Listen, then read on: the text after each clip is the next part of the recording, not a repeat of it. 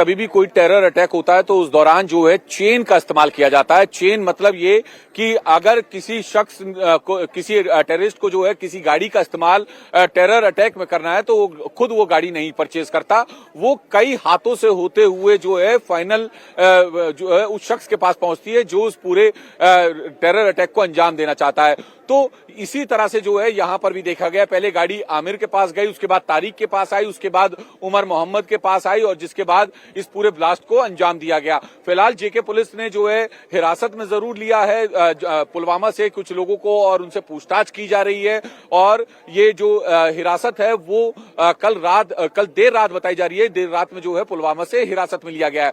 अब क्या कुछ पूछताछ में पता चलता है, ये एक बड़ी अहम बात होगी। हालांकि उनके परिवार वालों का कहना है कि उनके पास HR नंबर की रजिस्ट्रेशन वाली कोई सफेद रंग की I-20 कार नहीं है, लेकिन ऐसे में जो है I-20 कार मिली जिसमें जिसमें उमर मोहम्मद था और उसके बाद ब्लास्ट हुआ गेट नंबर 1 पर मेट्रो स्टेशन के लाल किले के। तो ये एक गंभीर विषय है। इसके अलावा मैं आपको बता दूं कि जो उमर मोहम्मद है वो फरीदाबाद टेरर मॉड्यूल से जुड़ा हुआ था और फरीदाबाद पुलिस के साथ साथ जेके पुलिस भी जो है उसकी तलाश कर रही थी। उमर मोहम्मद फरार चल रहा था। अब इसमें 2-3 एंगल है, मैं आपको एक एक एंगल बारीकी से समझा देता हूं। पहला तो ये कि फरीदाबाद टेरर मॉड्यूल बस्ट होने के बाद क्या उमर खालिद जो है अपने मकसद को अंजाम देना चाहता था, इसलिए पुलिस से फरार चल रहा था और उसके बाद उसने जो है इस ब्लास्ट को अंजाम दिया, पहला। दूसरा ये कि वो 3 घंटे तक पार्किंग में बैठा रहा गाड़ी में से 1 सेकंड के लिए भी नहीं उतरा, तो वो क्या किसी आदेश का इंतजार कर रहा था और क्या उसे वो आदेश मिल गया था या वो आदेश नहीं मिल पाया, कोई मिसकम्युनिकेशन हुआ।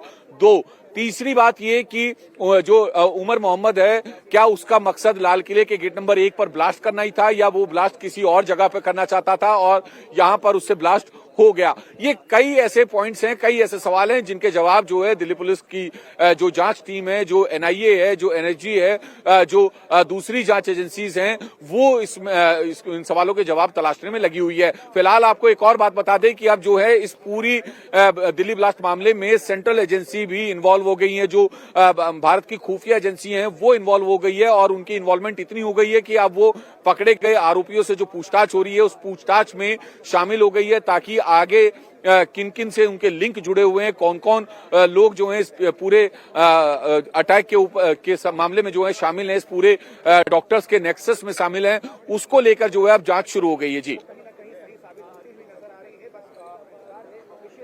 बिल्कुल कुमार, बड़ी जानकारी हमें दे रहे हैं।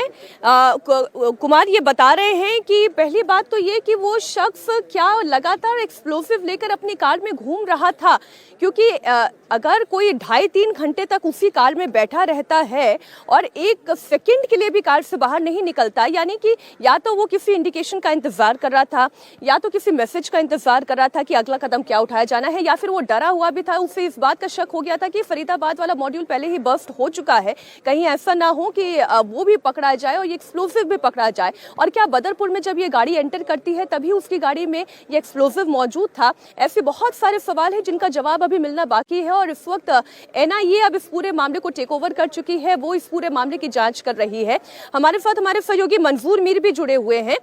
ये जो पुलवामा कनेक्शन इसका निकलकर सामने आ रहा है, क्योंकि जो पहली गिरफ्तारी हुई थी और जो JNK पुलिस ने ऑपरेशन शुरू किया था वो वहीं पुलवामा अनंतनाग से ऑपरेशन शुरू हुआ था। मंजूर, दिल्ली में जो ब्लास्ट हुआ, लेकिन इसके साथ देखिए मीनाक्षी, 7 तारीख से जो है जम्मू कश्मीर पुलिस बड़े पैमाने पर पूरे जम्मू कश्मीर में जो है अलग अलग छापामारी कर रही थी। 100 से ज़्यादा लोगों को डिटेन किया गया था। दरअसल अक्टूबर के महीने के आखिरी हफ्ते में जो है डॉक्टर अदील नाम का एक डॉक्टर जो है उसको पोस्टर लगाते हुए श्रीनगर में देखा गया था और उसकी जांच जब शुरू हुई तो ये पता चला कि वो डॉक्टर सहारनपुर में है और वहाँ पर जम्मू कश्मीर पुलिस की एक टीम तश्कील दी गई, उसे वहाँ से गिरफ्तार किया गया। बाद में JMC मेडिकल कॉलेज अनंतनाग से उसके पास में से एक AK-47 बरामद की गई। उससे जब पूछताछ हुई तो मुजम्मिल जो डॉक्टर थे शकील, उनकी गिरफ्तारी जो है फरीदाबाद से हुई और तब ये खुलासा हुआ कि ये एक बहुत बड़ा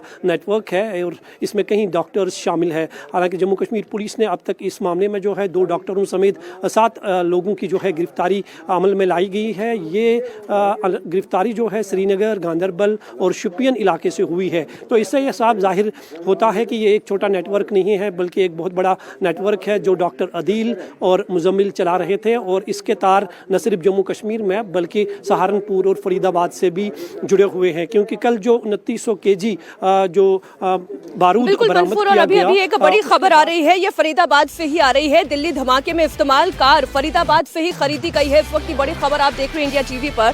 फरीदाबाद के रॉयल कार जोन से ये कार खरीदी गई है। कार गुरुग्राम के मोहम्मद सलमान के नाम पर रजिस्टर्ड है।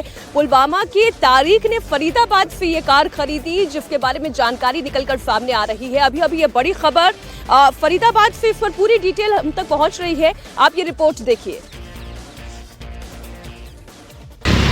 दिल्ली में लाल किले के पास जो विस्फोट हुआ, जो i20 कार इस्तेमाल की गई, मैं आपको दिखाना चाहता हूं, वह कार इसी रॉयल कार जोन से ली गई थी।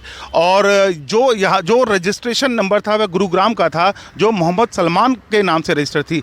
कार के रजिस्ट्रेशन सर्टिफिकेट में मिले एड्रेस के बाद गुरुग्राम पुलिस उसे ढूंढते हुए शांतिनगर पहुंची थी। यहाँ से मकान मालिक ने बताया था कि 5 साल पहले यहाँ से सलमान जा चुका है और यह कार उसके बाद बेच दी गई। और उसके बाद जो पुलवामा का एक शख्स है उसने यह गाड़ी खरीदी। आप देखेंगे यह वही लोकेशन है जहां से यह कार खरीदी गई, जिसका इस्तेमाल लाल किले के पास मेट्रो स्टेशन में ब्लास्ट में हुआ। और सुबह अगर हम बात करें, फरीदाबाद पुलिस ने एक प्रेस कॉन्फ्रेंस की थी जिसके अंदर काफ़ी मात्रा में आईईडी विस्फोटक मिला था और उसके साथ साथ और भी कई चीज़ें जो टाइमर मिले थे। इसके अलावा जो डॉक्टर की गिरफ्तारी हुई थी, इसके बाद इमाम की गिरफ्तारी हुई और यह मामला काफ़ी जो संवेदनशील होता गया। लेकिन शाम होते होते जब यह घटना हुई, उसके बाद जहां से यह गाड़ी खरीदी, अभी हम उसी स्पॉट पे, हालांकि जांच का विषय है, पुलिस अभी भी कुछ भी कहने से बच रही है। लेकिन इतना बड़ा विषय है कि आप देखेंगे इतना आईईडी ब्लास्ट आखिर एक जगह कैसे आ गया, यह क्या प्लानिंग थी। क्योंकि पहले बताया जा रहा था जो ऑपरेशन सिंदूर था उसमें जो मरकज़ जो उड़ाया था, जैश ए मोहम्मद का मरकज़ था, उसको जो सेना ने ढाया था, उसका कहीं ना कहीं यह बदला लेने की कहीं तैयारी थी। या फिर यहाँ से बागेश्वर धाम जो यात्रा निकली थी, जिसमें हजारों हिंदू लोगों ने यहाँ पर यात्रा में भाग लिया, कहीं ना कहीं उसको भी थ्रेट हो सकता था। लेकिन फरीदाबाद पुलिस और जो ATS गुजरात और इसके साथ साथ हम बात करें जम्मू कश्मीर पुलिस, उनके ज्वाइंट ऑपरेशन के चलते यह बड़ी साजिश नाकामयाब हो गई।